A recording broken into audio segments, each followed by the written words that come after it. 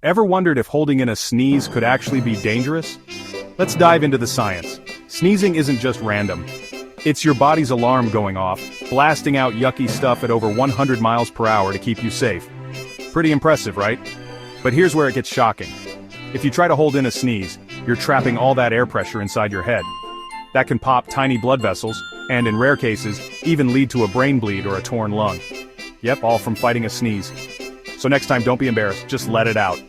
Have you ever tried to hold back a sneeze? Tell us your story in the comments, smash that like button if you learned something new, and follow for more mind-blowing science secrets.